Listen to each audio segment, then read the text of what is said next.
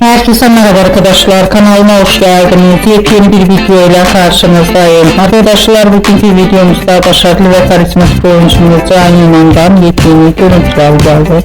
Ben de bu görüntüleri sizler için YouTube kanalımda video halinde sunuyorum. Umarım beğenirsiniz. Arkadaşlar, videomu beğendiyseniz kanalımı izlemeyi ve bildirim butonuna basmayı unutmayın. Şimdilik benden bu kadar olsun. Yeni videomuzda görüşmek üzere. Hoşçakalın.